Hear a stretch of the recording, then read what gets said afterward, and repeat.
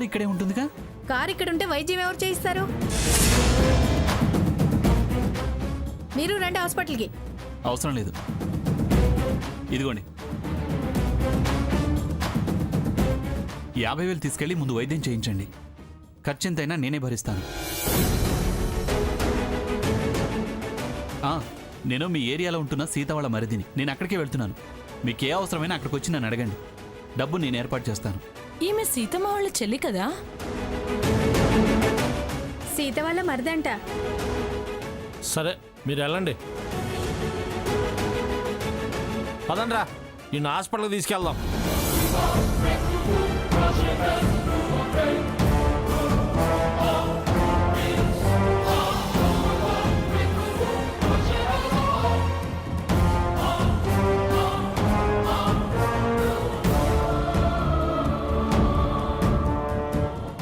అయిందా?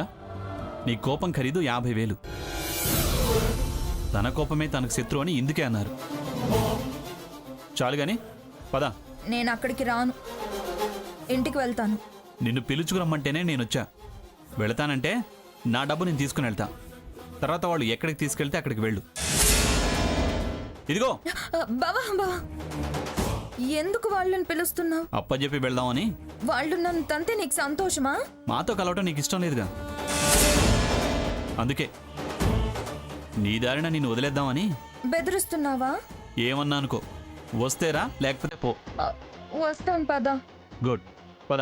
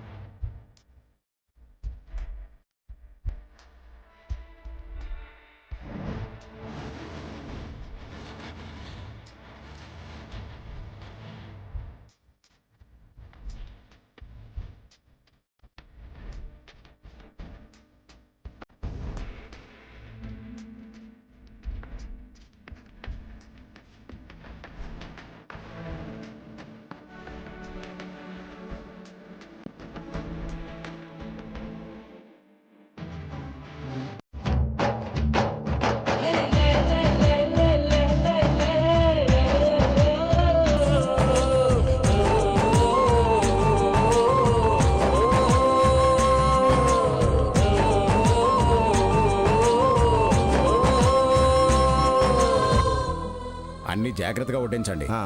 స్వర్ణ రా.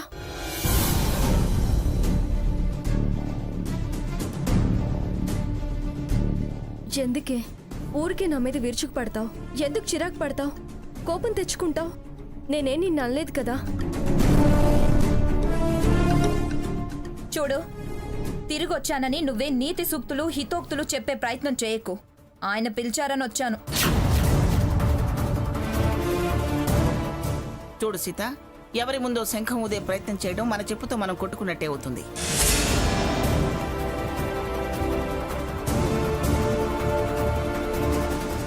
అలా దానికి మనం ఏం చెప్పే ప్రయత్నం చేసినా దాని చెవికి ఎక్కదు. వదిలే. ఆ కోపమే నీ కొంప ముంచింది. ఎవరి కాళ్ళు వెరకొట్టావట? వీడు వచ్చేసరికి నీ కాళ్ళు చేతులు విరిచేస్తారేమో అనుకున్నాను. బానే ఉన్నావే. నీలా ఇంకో కుర్చీ ఇప్పిద్దామనుకున్నావా?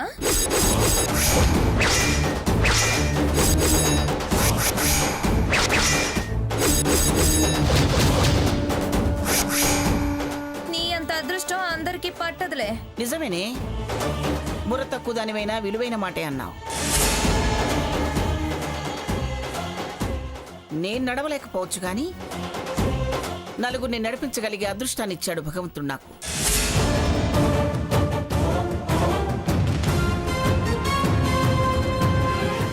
ఇలా ఉండి కూడా నన్ను ఆదర్శంగా తీసుకునే స్థాయినిచ్చాడు ఆ భగవంతుడు నాకు.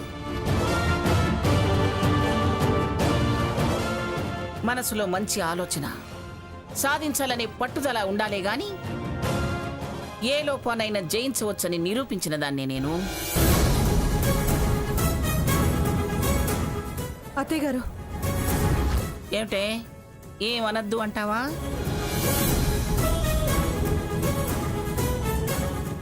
చూడు, చక్రాల కుర్చీలో కూర్చోవచ్చు కానీ చక్రం తిప్పే తెలివితేటలు ఇచ్చాడే దేవుడు నాకు.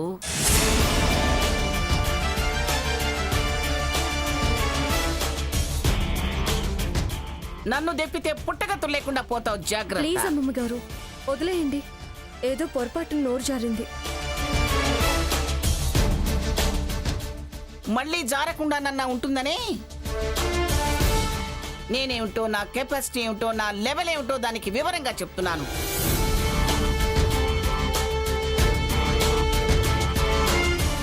చెప్పని వదినా, ఎవరి భయమో ఒకరి భయం లేకపోతే అది కంట్రోల్లో ఉండదుగా.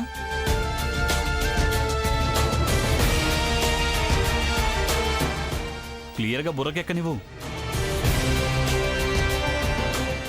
నువ్వు ఊరుకో సాకేత్. స్వర్ణ, నువ్వు కూర్చో. కూర్చోమ్మా. రా స్వర్ణ.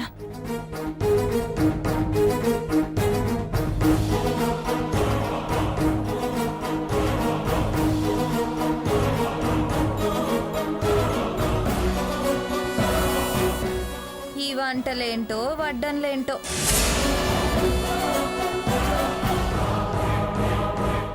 పైగా పిఠాపురం వారన్న బిల్డప్. వండి వడ్డించుటాలేనా వీళ్ళ గొప్పతనం?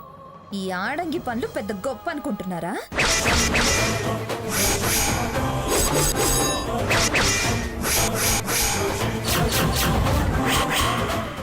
నోరు తిండికి మాత్రమే తెరువు.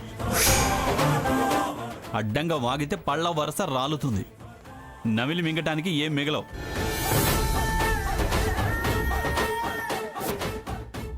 ఇదిగో సప్లయర్, ఇక్కడ వడ్డించు.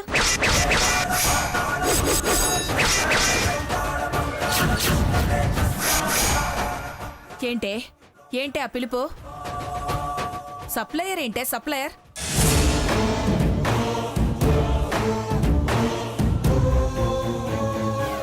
అది ఏదో విధంగా పంచాయతీ పెట్టుకోవాలని చూస్తుంది. మీరెవరు దాంతో మాట్లాడకండి.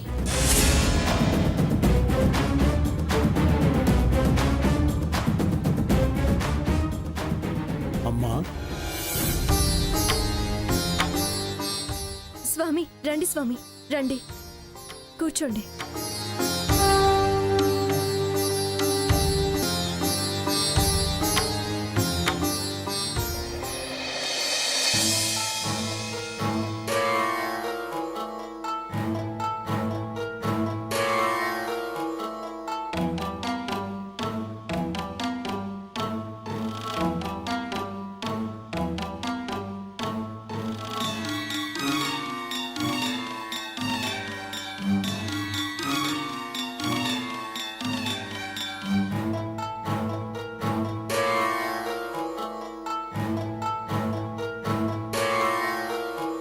తినండి స్వామి.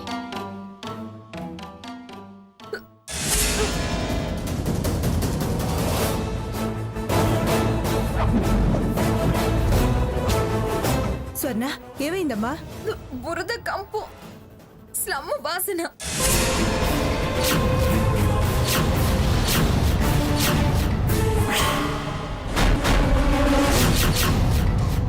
ఈ మురికి మనుషుల్ని నా పక్కన కూర్చోపెట్టింది.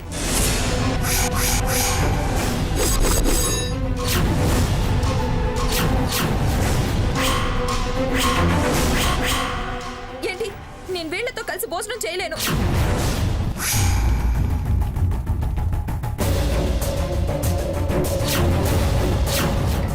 స్వర్ణ, విస్తర ముందు నుంచి లేవకూడదే. నేను ఈ సన్యాసులతో, బైరాగులతో, బురద మనుషులతో కలిసి భోజనం చేయలేను.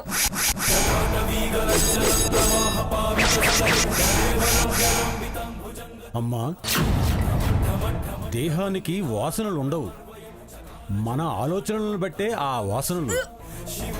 స్థాయి డబ్బులో ఉండదు, మనసును బట్టే వస్తుంది.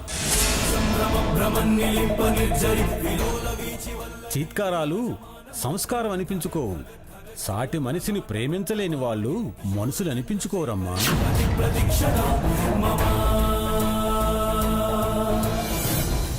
కాయం కట్టయినప్పుడు పిడికుడు బూడిదేనమ్మా.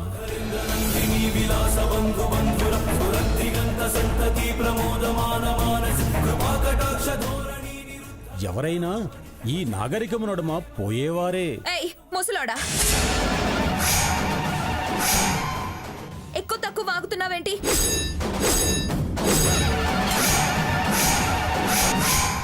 నేనెవరో తెలుసా?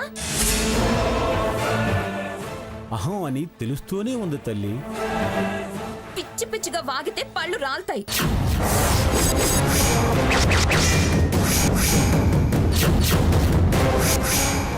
స్వర్ణ, సాధువులు అలా అంటే పాప చుట్టుకుంటుందే. అయితే తమరు చేసుకోండి పాద పూజలు. అడుగు తినే వాళ్ళ పక్కన కూర్చొని తినాల్సిన కర్మ నాకు పట్టలేదు. ఆ, నీ సంత్రం సంతర్పణ నాకేం అవసరం లేవు. ఏయ్! పదవి పద. ఏం చూసుకునే నీకు ఇంత మిడిసిపాటు? తన మన భేదం లేకుండా అలా నోరు పారేసుకుంటున్నావు.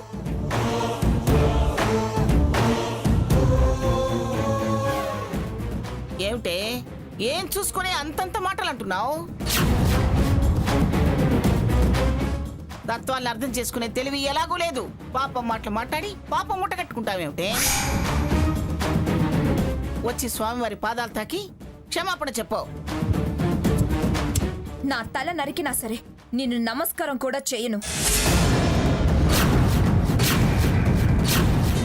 అలాంటిది పాదాలు తాకి క్షమాపణలు అడగాల?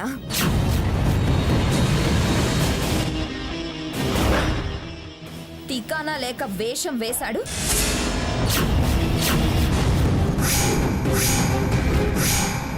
ఆయన స్వామీజీ, మీరు భక్తులు. బిచ్చగాళ్లకు సేవలు చేసి స్వాముల్ని చెయ్యకండి. హే, పిచ్చి పిచ్చిగా వాగావంటే పళ్ళు రాల్తాయి. నన్ను అవమానించాలనే కదా వాళ్ళ పక్కన కూర్చోపెట్టావు.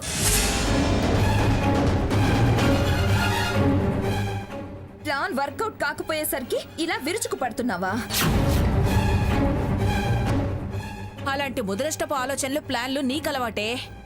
దానికి అలాంటి అలవాట్లు లేవు, అలాంటి బుద్ధులు లేవు. మంచిది, దాన్ని పట్టుకునే వేలాడు. మీకు కూడా ఓ చిప్ప, కర్ర, తంబురా ఇస్తుంది. మీరు వెంట తిరుగుదురు గాని.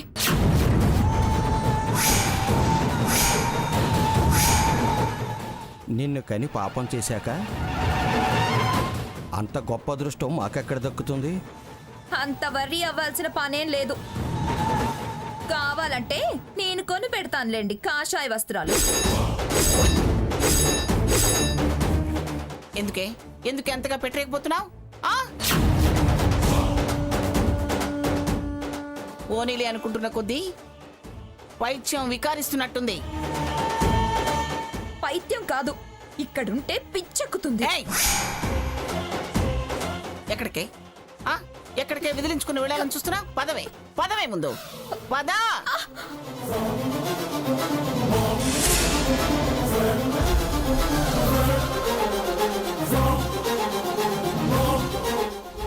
రే, మీరెక్కడికి?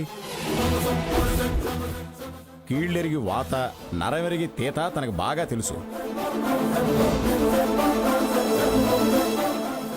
ఎక్కడ పాశం పెట్టి ఎలా మెలితిప్పి తీసుకురావాలో తనకు బాగా తెలుసు.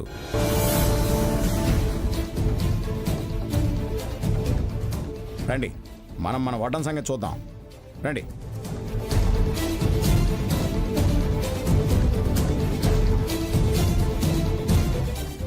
సీత, ఆగవే. దాని రోగం కుదర్చగలిగేది పిన్నిగారు ఒక్కరే.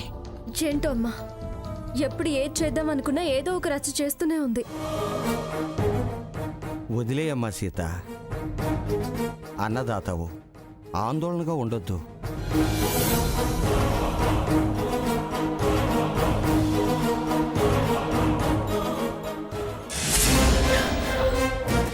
ఏంటి ఏంటి నీ దౌర్జన్యం? నన్ను ఎందుకు ఇలా లాక్కొచ్చావు? అనాల్సినవన్నీ అక్కడే అన్నావుగా, మళ్ళీ ఇక్కడ అనేవేంటి? నోరు తెరిచావంటే దవడ పగల కొడతా. అనడానికి కదే లాక్కొచ్చింది, నీ పొగరు అణచడానికి. ఏ కొడతావా? అక్కడే కొట్టాను కదే. నాకు నీలా ఆ భాగీరథిలా చాటుమాటు పనులు రావు. మీలా దొంగచాటు దాడులు చేయించటం అస్సలు రాదు. అయినా ఇంత జరిగినా నీకు కాస్తైనా బుద్ధి మారలేదేమిటే?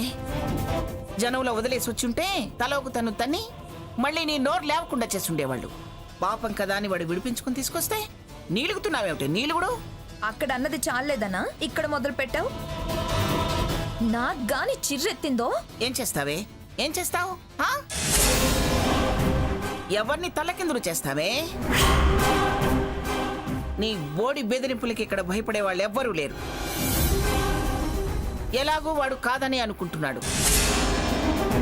నేను గాని ఇప్పుడు నోరు తెరిచాను అంటే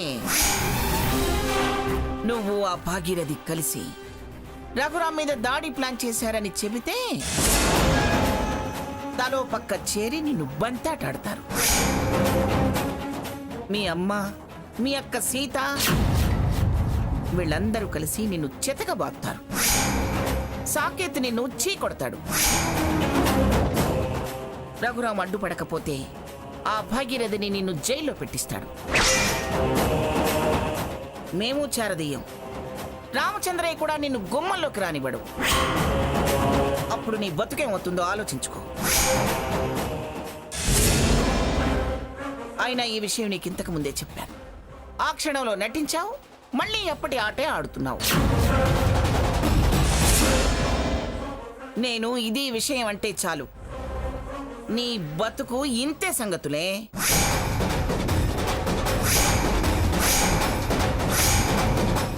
చెప్పమంటావా? వాళ్ళకంతా చెప్పమంటావా? ఇంకా చెప్పాల్సిందేముంది అమ్మమ్మ గారు? అంతా మేము విన్నాము. సీత, ఇంకా ఇలాంటి దాని మీద, ఇంత చేసిన దాని మీద జాలి చూపిస్తున్నారా? దాని మనసు మార్చే ప్రయత్నం చేస్తున్నారా అమ్మమ్మ గారు? ఏమే, పోనీలే పాపం చెల్లెలు కదా అని ఎన్ని అవమానాలైనా భరించి ఊరుకుంటుంటే నన్ను గెలవలేక చివరికి ఆ పనికి మాలిన దాంతో చేతులు కలిపి నా భర్త మీద దాడి చేయిస్తావా? అంత రాక్షసత్వానికి నువ్వు దిగజారిన తర్వాత ఇంకా నీకు నాకు మధ్య రక్త సంబంధం, బంధుత్వం ఎందుకే?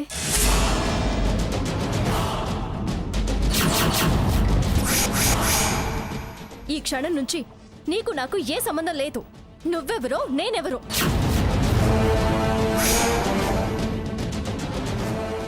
నేను ఈ క్షణం నుంచి స్వర్ణ అనే చెల్లెలుందన్న విషయం మర్చిపోతున్నాను. పూర్తిగా తెగదింపులు చేసుకుంటున్నాను. ఇంకెప్పుడు నా ఎదురు పడే ప్రయత్నం చేయకు. ఇంత దుర్మార్గురాలు అనుకోలేదు. అయినా ఇంత నీచపు ఆలోచన ఎలా చేసావు?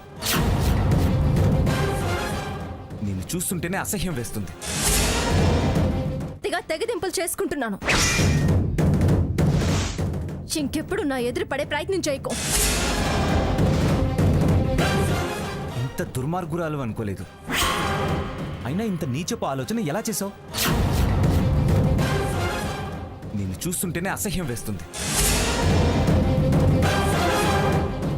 ఎవరు వద్దన్నా, ఎవరు అసహించుకున్నా తనేం పట్టించుకోదు. మా అన్నయ్య మీద దాడి చేయిస్తావా? నువ్వు వదులుకున్నంత తేలిగ్గా మేము వదులుకుంటాం అనుకున్నావా?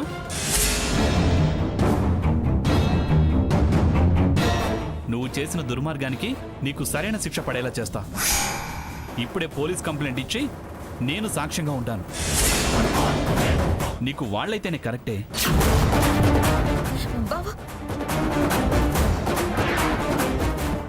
అదే అదే నువ్వంటే వాడుకున్న అభిప్రాయం.